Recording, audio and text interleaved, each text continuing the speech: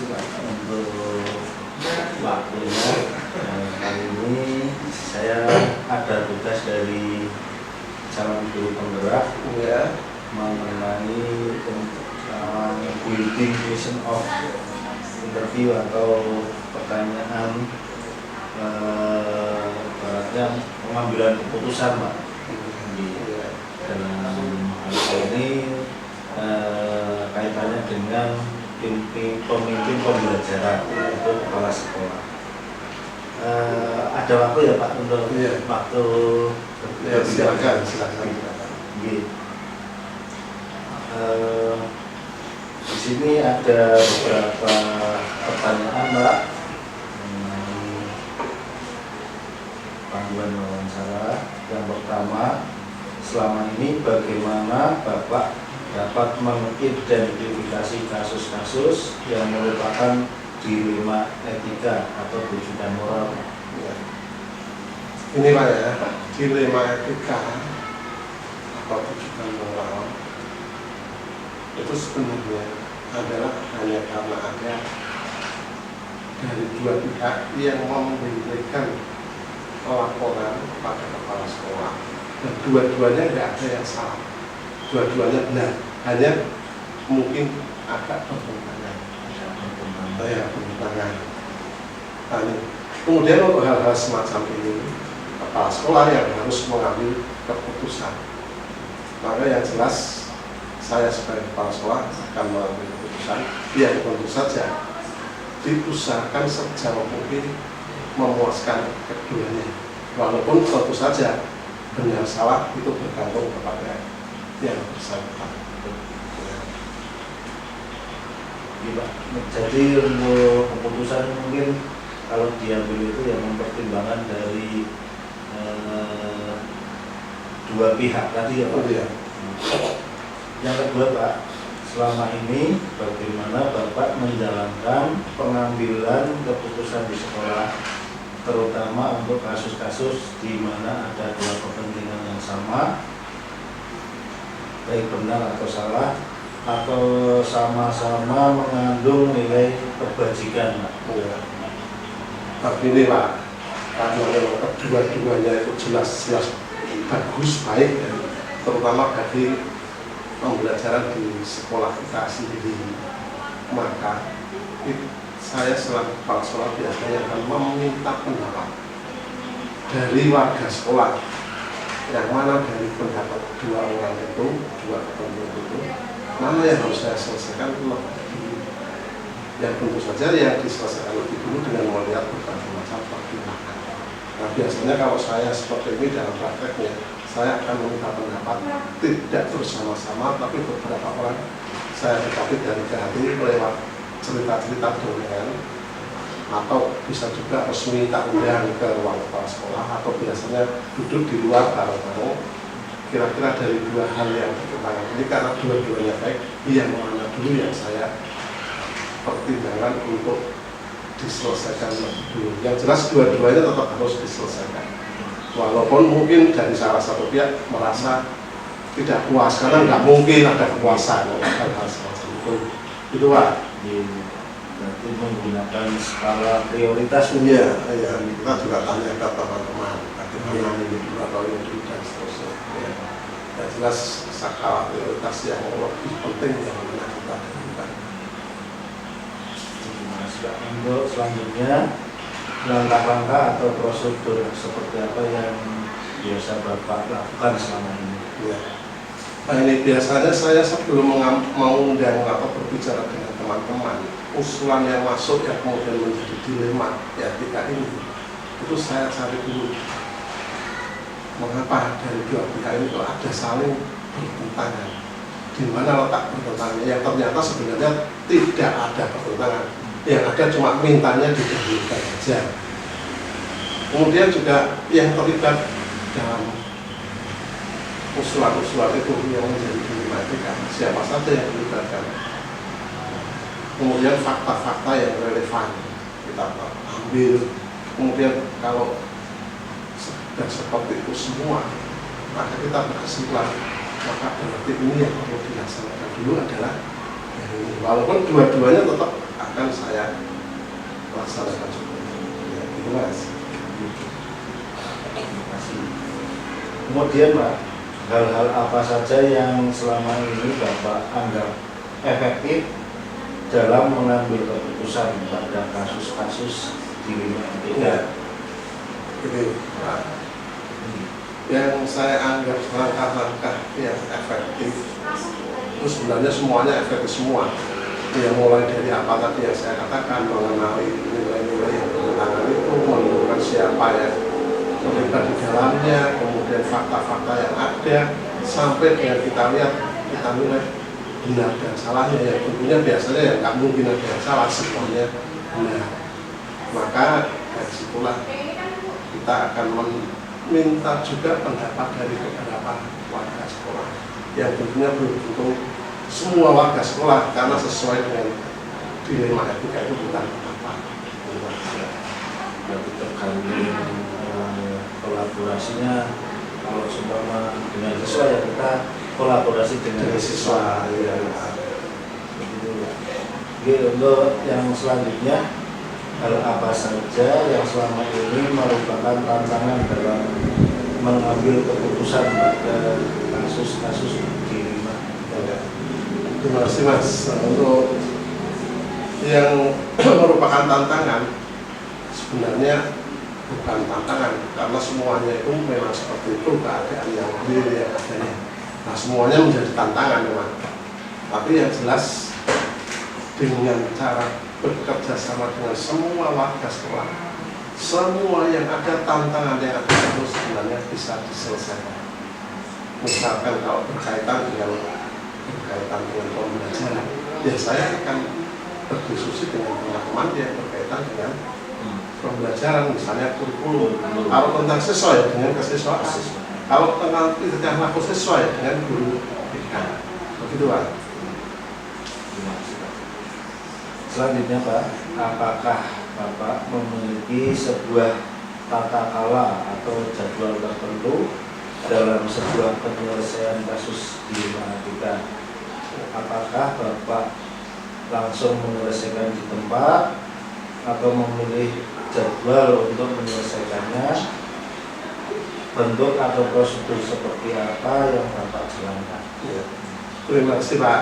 Untuk penjadwalan atau tata kelola untuk hal-hal seperti ini yang kaitannya dengan dinamika, terus terang saya tidak menjadwalkan, tetapi berusaha agar secepatnya bisa diselesaikan. Ya, secepatnya bisa diselesaikan. Karena kalau dijadwalkan, wah ini malah bisa merepotkan, nanti malah tidak selesai-selesai. Yang jelas kalau ada usulan seperti ini, ada usulan seperti ini, saya akan segera mengundang dan berdiskusi dengan rekan-rekan guru yang ada di sini. Jadi tidak harus yang lapor dulu, selesaikan dulu, tapi kita sesuaikan dengan kondisi. Kalau penjadwalan tidak ada, harus secepatnya dilakukan penyelesaian. Jadi bentuknya mungkin dengan koordinasi tadi ya Pak? Iya, dengan koordinasi. Nomor 7 Pak, untuk adakah seseorang atau faktor-faktor apa yang selama ini mempermudah atau membantu Bapak dalam mengambil keputusan sesuai dengan kasus di lingkungan MTK ini? Ya. Terima kasih Pak. Nah, karena kebiasaan saya untuk hal-hal semacam ini itu biasanya meminta pendapat dari sebanyak-banyaknya warga sekolah, dari guru, dari TU, atau bahkan kalau berkaitan dengan siswa ya dengan siswa. Kemudian juga melihat apakah itu nanti akan merugikan atau tidak, terutama pada guru dan siswa. Kalau merugikan ya tentunya jangan sampai terjadi. Kemudian juga berkaitan dengan ini dampaknya, itu juga saya pikirkan dampaknya apa, dampak negatifnya apa, positifnya apa. Yang jelas itu semua saya lakukan dengan meminta pendapat dari seluruh warga sekolah.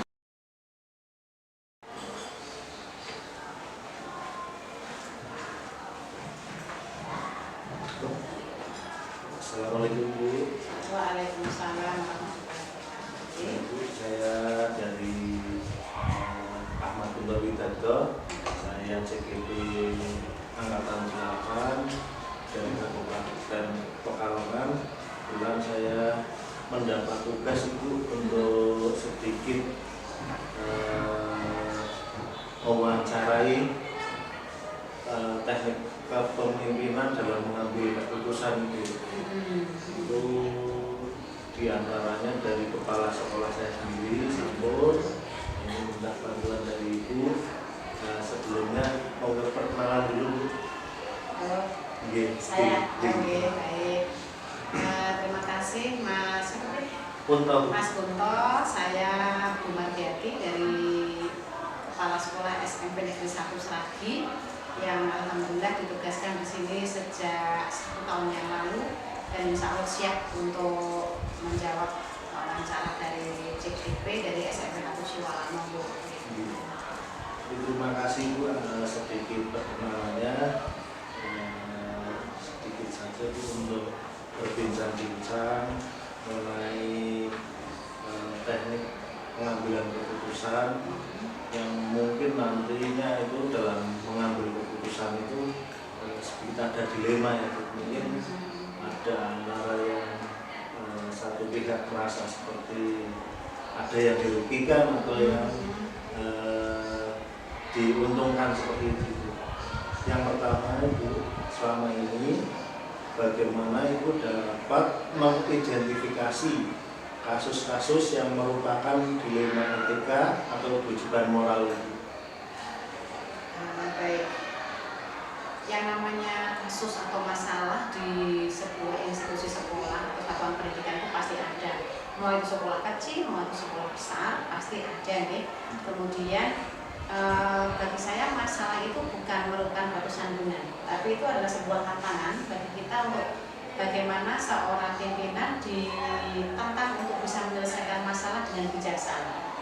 Kalau ada berbagai masalah, tentu cara mengidentifikasinya saya lihat dari kasus per kasus. Kira-kira kasus itu butuh penanganan yang langsung, yang darurat, emergensi, atau masih bisa ditangguhkan. Sehingga dari beberapa masalah yang saya hadapi dari hasil laporan dari mungkin guru BK, mungkin dari wali kelas atau dari wakil-wakil saya, akan saya analisis dulu mana kira-kira yang butuh penyelesaian segera, mana yang bisa ditangguhkan, mana yang cukup kepala sekolah, mana yang harus membutuhkan rapat dengan wakil-wakil, mana yang harus melibatkan stakeholder. Itu saya pilih seperti itu. Okay. Berarti ada mungkin skala prioritasnya seperti apa ya? Ya, skala prioritas.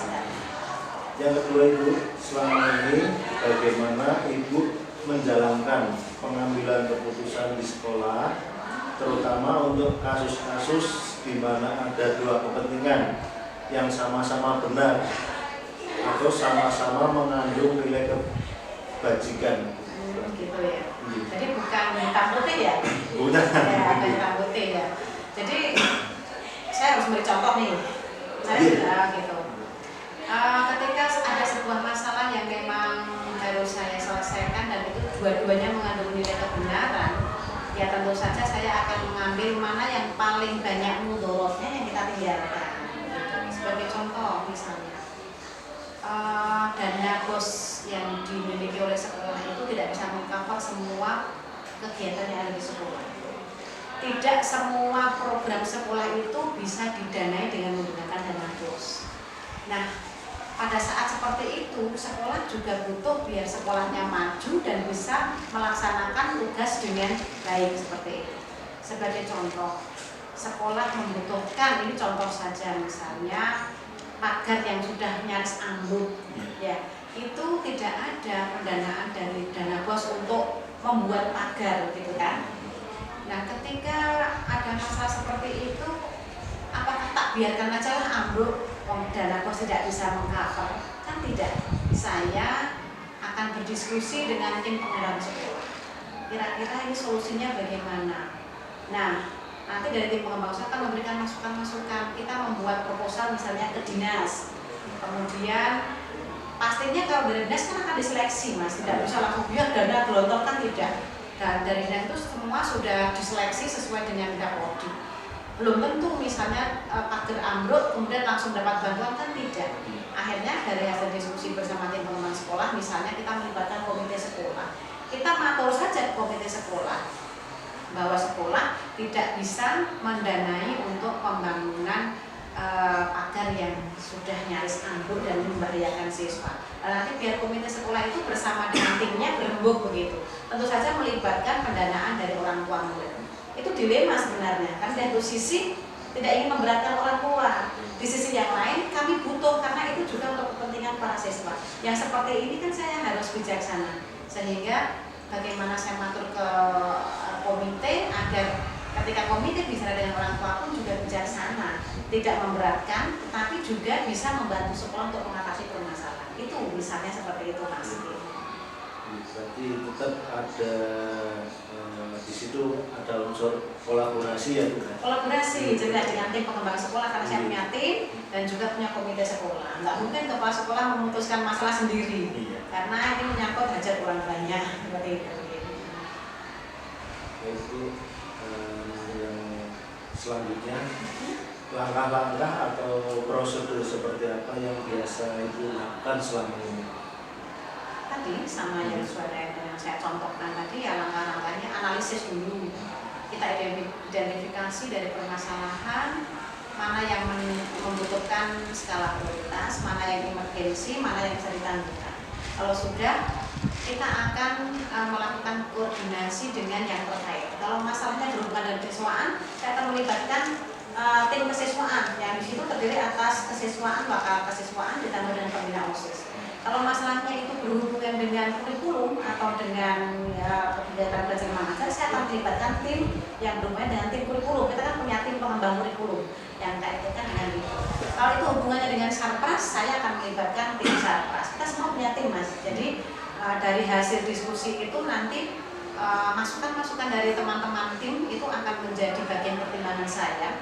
Saya akan mengambil keputusan tentu saja berdasarkan hasil musyawarah mufakat dengan tim saya. Seperti itu. Luar biasa sekali. Berarti nanti sudah ada tupoksinya masing-masing dalam mengambil keputusan tadi. Iya, ada tupoksi dan kolaborasi, kerja kolaboratif lah seperti itu. Selanjutnya Ibu, hal-hal apa yang selama ini Ibu anggap efektif dalam mengambil keputusan selain tadi sudah ditentukan tupoksinya masing-masing? Kalau menurut saya memang diskusi ya? Ya, diskusi dan mendengarkan pendapat dari beberapa orang yang terkait, walaupun tidak semua, karena kadang-kadang kalau kita mendengarkan dari semua, masalah tidak selesai, karena semua orang kan mempunyai isi kepala yang berbeda-beda. Makanya saya tetap skala prioritas orang-orang yang saya ajak bicara tentu yang berkaitan dengan permasalahan, tidak semua warga sekolah, karena kalau warga sekolah diajak bicara sama, malah bisa mungkin masalah jadi melebar, tidak ada solusi. Maka seorang pimpinan harus bisa memilah dan memilih kira-kira siapa yang layak diajak bicara, kemudian siapa yang layak untuk dimintai pendapatnya, serta timing yang tepat untuk membicarakan. Jadi lebih efektif ya dari Ibu ya? Iya, diskusi ya. Diskusi, tapi tetap mempunyai rambu-rambu tertentu. Oh ini memang orang-orangnya sudah siap untuk diajak diskusi tadi. Betul sekali. Nomor 5 Bu, hal-hal apa saja yang selama ini menurut Ibu menjadi tantangan dalam mengambil keputusan seperti ini? Tantangan dalam mengambil keputusan itu diantaranya adalah menyatukan persepsi dari banyak kepala. Ya, karena ketika seorang pimpinan harus memimpin pengambilan keputusan dari berbagai pendapat yang ada, tentu saja heterogen setiap elemen, itu tantangan saya. Untuk mengatasinya adalah bagaimana seorang pimpinan itu menyampaikan permasalahan dengan runtut dan sistematis sehingga bisa dipahami oleh banyak orang yang berbeda-beda isi kepalanya. Ketika kita menyampaikan dengan emosional, hanya mementingkan, mengedepankan kemauan sendiri, nggak jadi Mas. Nanti malah yang ada mereka tidak menyelesaikan masalah, tapi justru ikut marah dan seterusnya. Maka pandai-pandainya seorang pimpinan di dalam menyampaikan atau menganalisis masalah yang disampaikan kepada forum itu menjadi tantangan agar mereka bisa mengerti dan bersama-sama menjadi solusi, bukan menjadi penambah masalah. Seperti itu. Selama ini gimana? Lancarkah atau ada hambatan dalam menyampaikan tadi? Ya, alhamdulillah selama ini lancar, dan ya kalau ada diskusi yang agak hangat itu wajar. Wajar Ya wajar, karena kadang-kadang beberapa guru itu mempunyai pandangan yang berbeda, atau mungkin beberapa tas atau bahkan siswa mempunyai pandangan yang berbeda. Tetapi ketika kita kedepankan untuk diskusi, cari mudorotnya mana, cari maslahatnya mana, ya insya Allah oke-oke saja. Seperti itu. Pertanyaan selanjutnya, Bu, apakah Ibu memiliki sebuah tata ala atau jadwal tertentu dalam menyelesaikan kasus dilema etika? Kalau jadwal secara formal tidak, tetapi semua kasus tertulis. Tertulis? Ya, saya tertulis. Ya, pada kasus itu saya butuhkan begitu, walaupun tidak terperinci milik BPK, tapi ada catatannya, dan saya tulis di agenda juga. Di agenda itu nanti saya tulis hari ini saya menyelesaikan penyelesaian permasalahan siswa, permasalahan sekolah, dan di agenda sekolah dan ada. Gitu. Nah, jadi kalau jadwal secara resmi formal mungkin lengkap, cuma di buku agenda saya Ada. seperti itu. Nah itu kalau seperti itu berarti masalahnya biasanya langsung diselesaikan di tempat itu juga atau ada prosedur lain? Ya, prosedurnya tetap ya tetap. Misalnya kasus bullying di kelas ya, itu kan tidak saya pungkiri di semua sekolah hampir ada ya, tingkatnya dari tingkat stadium 1 sampai stadium 4 kan nanti ada. Itu ketika kasus ringan tidak melibatkan kepala sekolah, cukup diselesaikan oleh wali kelas dengan BK. Tetapi ketika itu sudah tingkatnya sudah agak parah, ya saya ikut masuk dalam itu mas. Jadi ada yang bisa selesai dalam sehari, ada yang butuh proses berikutnya karena harus ketemu dengan orang tua, harus mediasi dengan orang tua, harus ketemu dengan ahlinya dan sebagainya. Maka tidak semua kasus langsung selesai. Iya, biasanya ada tahapan. Ada tahapan. Tapi ada juga kalau yang kasus ringan yang langsung selesai seperti itu. Berarti tinggal nanti melihat kasusnya itu bisa diselesaikan itu juga atau iya, atau ditangguhkan atau butuh mediasi. Mediasi lagi. Untuk selanjutnya Bu, adakah seseorang atau faktor-faktor yang selama ini mempermudah Ibu dalam mengambil keputusan tadi? Sangat, bukan ada, tapi banyak. Banyak. Ya, orang-orang yang mempermudah atau yang menjadi fasilitator dalam penyelesaian masalah selain kepala sekolah, ya tentu wakil kepala sekolah, wakil guru, wakil kesiswaan, wakil satpas dan humas gitu ya. Kemudian guru BK ini jelas buat tim yang solid untuk setiap permasalahan. Kemudian pembina OSIS, nih. Kemudian juga OSIS, pengurus OSIS itu sendiri. Kemudian juga takmir masjid, itu kan orang-orang dalam tim yang sering saya libatkan dalam kegiatan pengambilan keputusan. Ya. Dan saya tidak merasa yang satu lebih istimewa dari yang lain, karena sebuah tim itu ya semua memiliki keistimewaan, mas, tergantung dari topik atau masalah yang sedang kita hadapi. Jadi semua unsur ada di situ. Ya. Terakhir ini dari saya, dari semua hal yang telah Ibu sampaikan tadi, pembelajaran apa yang Ibu petik dari pengalaman yang Ibu sudah mengambil keputusan tadi? Pembelajaran terpentingnya adalah tidak ada masalah tanpa solusi. Semua masalah itu bisa diselesaikan asal kita memiliki azam atau semangat yang kuat untuk bisa menyelesaikan dengan bijaksana, tentunya dan minta pertolongan pada Allah Subhanahu wa Ta'ala, tidak boleh dilupakan. Yang kedua adalah melibatkan stakeholder yang berkepentingan dan harus tepat memilih orang. di dalam menyelesaikan permasalahan. Kata kuncinya adalah kalau kita memiliki hati yang baik dan niat yang lurus untuk membantu dalam penyelesaian persoalan sekolah, insya Allah tidak akan ada masalah yang tidak bisa diselesaikan. Ya, terima kasih Bu. Hari ini saya mendapat begitu banyak masukan dan ilmu dari Ibu. Saya mohon terima kasih. Kemudian saya juga menyampaikan mohon maaf Bu, datang ke sini langsung. Dan terima kasih banyak Bu ya dalam tadi perbincangan dalam nanti saya perjalanan menjadi guru juga mungkin kan banyak kasus-kasus mungkin saya jadikan pegangan. Hadapi saja dengan hati yang kokoh begitu ya, karena tidak tadi kuncinya tidak akan ada masalah tanpa solusi asal kita mau berkomunikasi.